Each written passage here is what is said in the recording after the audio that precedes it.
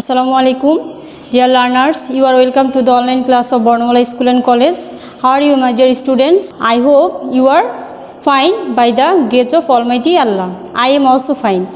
Today I will discuss making WS questions part 2. কত ক্লাসে আমি তোমাদেরকে মেকিং WS কোশ্চেনের পার্ট 1 করিয়েছিলাম। সেখানে WS কোশ্চেন কি এবং সাবজেক্ট ধরে কিভাবে WS কোশ্চেন করতে হয় সেটা শিখিয়েছিলাম। আজকে আমরা শিখব কিভাবে যখন আন্ডারলাইন WS কোশ্চেনের সেন্টেন্সটির মধ্যে কি দেওয়া থাকে, টি আন্ডারলাইন দেওয়া থাকে, দাগ দেওয়া থাকে, সেটা যদি অবজেক্টের নিচে থাকে তাহলে সেই সেন্টেন্সটিকে আমরা কিভাবে WS কোশ্চেন করব সেটা আজকে আমরা শিখব। তাহলে আমাদেরকে দেখো কি কি জানতে হবে। অবজেক্ট সংক্রান্ত প্রশ্ন দেখো, তাহলে প্রথমেই আমাদের জানতে হবে অবজেক্ট কি। অবজেক্ট চিনতে হলে আমাদের সেন্টেন্স থেকে ভার্ব বের করে নিতে হবে, ভার্বকে প্রশ্ন করতে হবে। যেমন দেখো আমি এখানে একটি সেন্টেন্স লিখেছি, সৈকত ইসলাম লিভস উইথ হিজ প্যারেন্টস। এই সেন্টেন্সের ভার্ব কোনটি? এই সেন্টেন্সের ভার্ব হচ্ছে লিভ। তাহলে লিভ শব্দের অর্থ হচ্ছে বাস করা। এখন আমরা যদি লিভকে প্রশ্ন করি কি বাস করে, তাহলে প্রশ্ন আসে না। কার সাথে বাস করে, তাহলে কি প্রশ্ন আসে দেখো, হিজ প্যারেন্টস। হিজ প্যারেন্টস কার সাথে? তার বাবা মার সাথে। তাহলে একটা অ্যান্সার চলে আসছে। তাহলে হিজ প্যারেন্টস হচ্ছে এই সেন্টেন্সের অবজেক্ট। তাহলে আমরা কি শিখতে পারলাম যে ভার্বকে যদি আমরা কি বা কাকে দ্বারা প্রশ্ন করি, যে অ্যান্সারটা আসবে সেটাই হচ্ছে অবজেক্ট। এখন এই অবজেক্ট থেকে আমাদের অবজেক্টের নিচে যখন আন্ডারলাইন থাকবে সেই সেন্টেন্সটিকে, সেরকম সেন্টেন্সকে আমরা WS কোশ্চেন কীভাবে করব। সেই সেন্টেন্সকে কীভাবে WS কোশ্চেন করব সেটার জন্য দেখো আমি এখানে একটা চার্ট করে দিয়েছি। দেখো অবজেক্ট সংক্রান্ত প্রশ্ন, অর্থাৎ অবজেক্টের নিচে যখন আন্ডারলাইন থাকবে তখন অবজেক্টে যদি ব্যক্তিবাচক হয়, কি হয়? অবজেক্ট যদি ব্যক্তিবাচক হয়, যেমন ব্যক্তিবাচক বলতে কি বোঝায়, কারো নাম, হি শি ইত্যাদি এগুলো হয়, তাহলে আমরা কি দ্বারা প্রশ্ন করব? হু অথবা হুম। নেক্সট দেখো অবজেক্ট যদি বস্তুবাচক হয় তাহলে আমরা কি দ্বারা প্রশ্ন করব? হোয়াট। অবজেক্টটা যদি কি বোঝায়? সময়বাচক বোঝায়, অর্থাৎ সময় বলতে কি, কখন, আজ, কি বার সেরকম বোঝায়। যেমন দেখো এখানে লিখে দিয়েছি টুডে, ইয়েস্টারডে, টুমরো ইত্যাদি যদি বোঝায়, সময় বোঝায়, তাহলে আমরা কি দ্বারা প্রশ্ন করব? হোয়েন দ্বারা। আর অবজেক্ট যদি স্থান অর্থাৎ জায়গার নাম বোঝায়, জায়গা, তাহলে কি দিয়ে প্রশ্ন করব? হোয়ার। দেখো এখানে লিখে দিয়েছি অবজেক্ট যেমন ঢাকা, স্কুল, হসপিটাল, মার্কেট ইত্যাদি কোনো জায়গাকে নির্দেশ করে, তাহলে সেটাকে আমরা হোয়ার দ্বারা প্রশ্ন করব। নেক্সট দেখো অবজেক্ট দ্বারা যদি আমরা কারণ বুঝি, কারণবাচক বোঝায়, যেমন সেই সেন্টেন্সটির মধ্যে তারপরও তোমাদের কিছু সিম্পটম থাকবে, সেটা দেখো ফর, বিকজ, টু ইত্যাদি যদি থাকে, তাহলে সেই সেন্টেন্সটাকে তোমরা কি দ্বারা প্রশ্ন করবে? হোয়াই দ্বারা প্রশ্ন করবে। এবং সেন্টেন্সে যদি কিভাবে বুঝালে, অর্থাৎ সেন্টেন্সটির যে দাগ দেওয়া থাকবে, যেখানে আন্ডারলাইন থাকবে সেটা দ্বারা যদি কিভাবে বুঝায়, অথবা বয়স, উচ্চতা, দৈর্ঘ্য ইত্যাদি বুঝায়, তাহলে আমরা সেটাকে কি দ্বারা প্রশ্ন করব? হাউ দ্বারা প্রশ্ন করব। নেক্সট দেখো দিস, দ্যাট, দোজ অবজেক্ট দ্বারা যদি সেগুলো বুঝায় তাহলে আমরা প্রশ্ন করব হুইচ দিয়ে।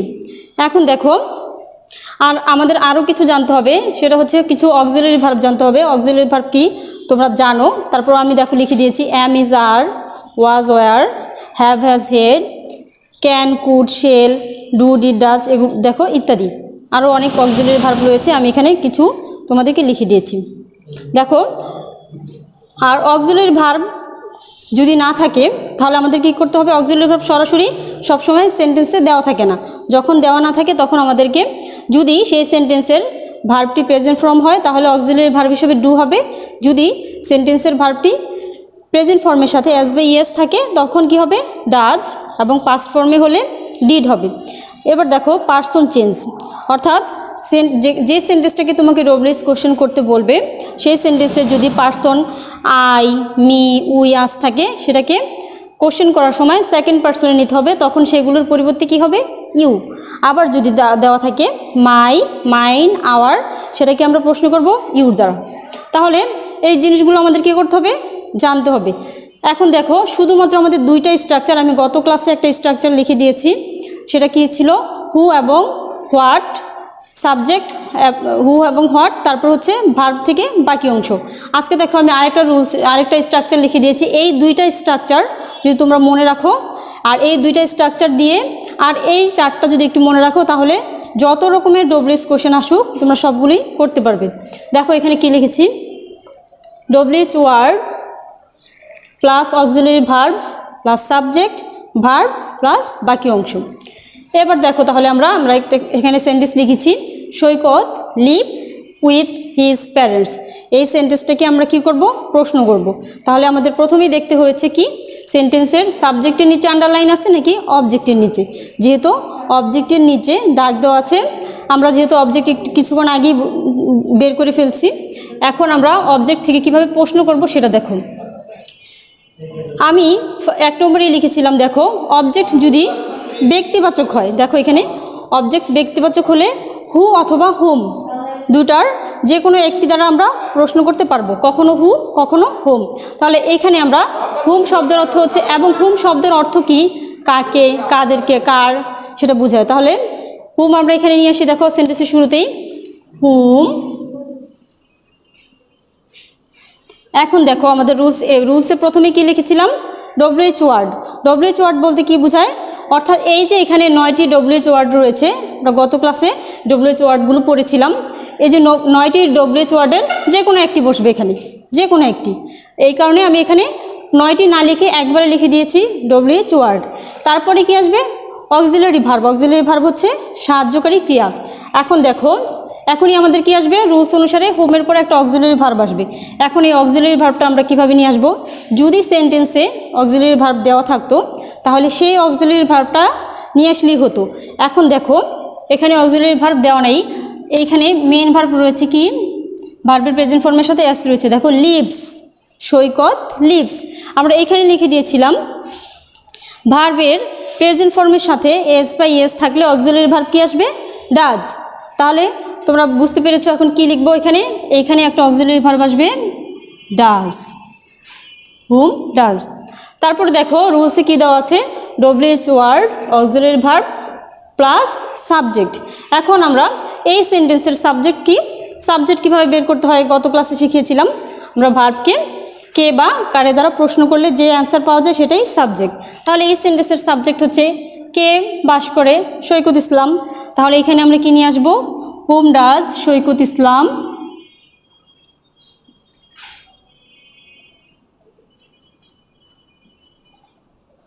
সৈকত ইসলাম, হোম ডাজ সৈকত ইসলাম। এবার আবার রুলসে চলে যাই, সাবজেক্ট তারপরে কি আসবে, ভার্ব।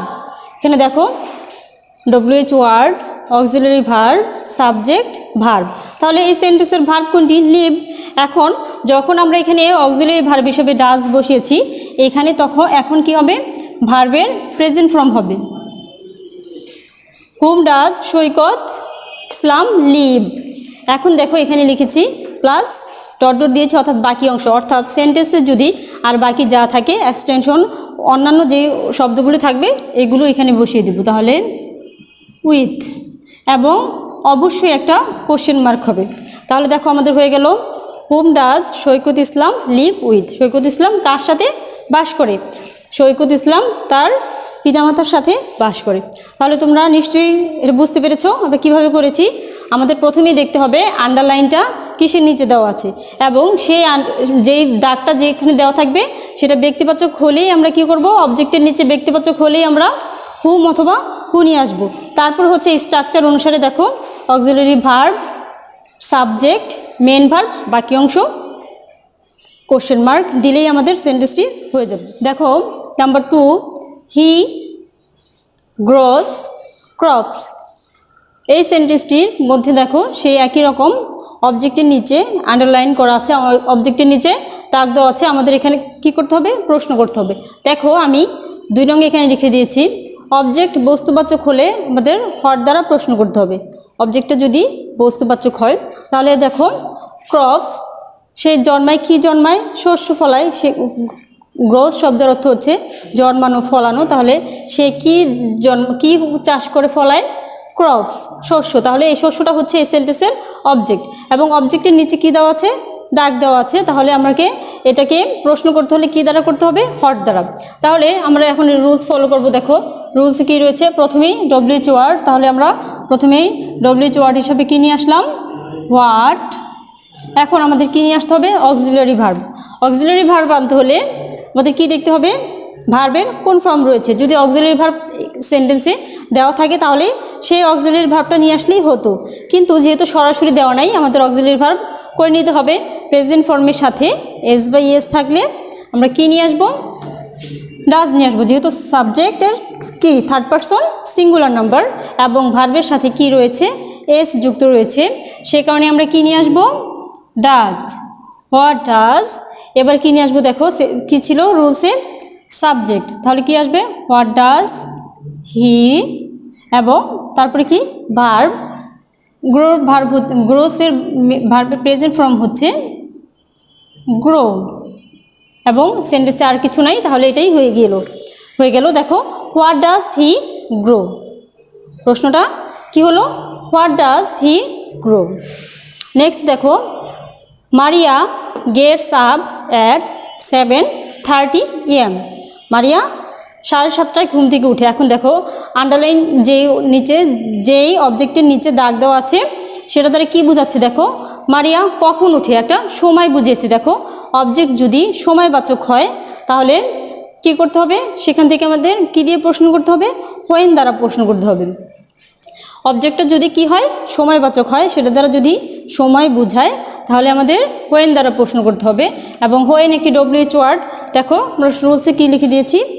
ডব্লিউএইচ ওয়ার্ড, তাহলে আমরা হোয়েন নিয়ে আসবো। হোয়েন এবং গেটস, মারিয়া যেহেতু থার্ড পারসন সিঙ্গুলার নাম্বার, ভার্বের সাথে এস বা এস যুক্ত রয়েছে। এখন আমাদের অক্সিলারি ভার্ব কি নিয়ে আসবো? Does. When does Maria, subject Maria get up, get up. দেখো number 4, Seema is at home. Seema হয় বাড়িতে, সীমা ইজ অ্যাট হোম। দেখো এখন আমরা কি লিখেছিলাম? নাম্বার 4, অবজেক্ট স্থানবাচক বুঝালে অর্থাৎ সীমা বাড়িতে, তাহলে একটা জায়গা মানে কোথায়? একটা স্থান, একটা জায়গাকে নির্দেশ করেছে। তাহলে আমাদের কি দিয়ে প্রশ্ন করতে হবে? হোয়ার দ্বারা প্রশ্ন করতে হবে। তাহলে সেই রুলস একটাই। আমাদের সেন্টেন্সের শুরুতে কি চলে আসবে? হোয়ার, অক্সিলারি ভার্ব। এখন দেখো এই সেন্টেন্সে এখানে অক্সিলারি ভার্বটাই মেন ভার্ব আছে, আমাদের আর অক্সিলারি ভার্ব তৈরি করে আনতে হবে না, আমাদের এই অক্সিলারি ভার্বটা এখানে বসিয়ে দিলেই হবে। তাহলে where is Seema, subject Seema. Next দেখো, we eat to live. We eat to live, আমরা বেঁচে থাকার জন্য খাই। তাহলে এখানে বলেছিলাম কারণবাচক বুঝালে আমরা কেন খাই? আমরা বেঁচে থাকার জন্য খাই। এই সেন্টেন্সটির মধ্যে কি বুঝাইছে? আমরা কি বুঝতে পারলাম? যে কারণ বুঝিয়েছে। কারণ বুঝার আরও কিছু শব্দ দেখে আমরা বুঝতে পারবো। দেখো ফর, বিকজ, টু, এগুলো যদি সেন্টেন্সে থাকে তাহলে আমরা বুঝতে পারবো সেখানে কি বুঝিয়েছে? কারণ বুঝিয়েছে। সেই জায়গায় আমাদের কি দ্বারা প্রশ্ন করতে হবে? হোয়াই দ্বারা প্রশ্ন করতে হবে। তাহলে আমরা কি নিয়ে আসবো? প্রথমেই সেন্টেন্সের প্রথমেই কি নিয়ে আসবো? WH word, why. এখন দেখো এখানে যেই মেন ভার্বটি রয়েছে সেই মেন ভার্বের সাথে কি দেওয়া নেই, যেহেতু subject third person singular number না, প্লুরাল নাম্বার, এই কারণে এখানে ভার্বের সাথে এস বাই এস যুক্ত হয়নি। যখন ভার্বের প্রেজেন্ট ফর্ম হবে তখন অক্সিলারি ভার্ব হিসেবে আমরা কি নিয়ে আসবো? ডু নিয়ে আসবো। সেই ক্ষেত্রে আমরা এখন এখানে কি আনবো? হোয়াই ডু উই, ইউ লিখতে পারো, হোয়াই ডু উই ইট, আমরা কেন খাই? আমরা বেঁচে থাকার জন্য খাই। নাম্বার 6 দেখো, the weather was nice. The weather was nice, এখানে দেখো কিভাবে, কেমন, কিভাবে এবং কেমন, এখানে কেমন হবে, কেমন বুঝালে কেমন, বয়স, উচ্চতা, দৈর্ঘ্য, কিভাবে, কেমন বুঝালে আমরা কি দ্বারা প্রশ্ন করব? হাউ দ্বারা প্রশ্ন করব। তাহলে দ্য ওয়েদার ওয়াজ, আবহাওয়াটা কী ছিল? ভালো ছিল। তাহলে কেমন দ্বারা প্রশ্ন করলে আমাদের ডব্লিউএস কোশ্চেন হিসাবে কী নিয়ে আসতে হবে? ডব্লিউএস ওয়ার্ড হিসাবে নিয়ে আসতে হবে হচ্ছে হাউ। তাহলে আমরা এখানে কী নিয়ে আসবো? হাউ। এখানে অক্সিলারি ভার্ব দেওয়াই আছে, how was the weather.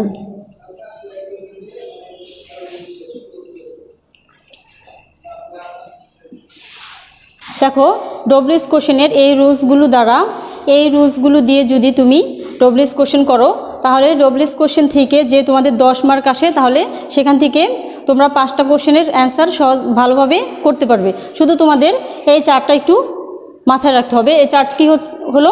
Object অনুসারে আমাদের কি কি নিয়ম ফলো করতে হবে, কি থাকলে কি করতে হবে, এবং সাবজেক্ট কি থাকলে কি করতে হবে, এটা গত ক্লাসে লিখে দিয়েছি।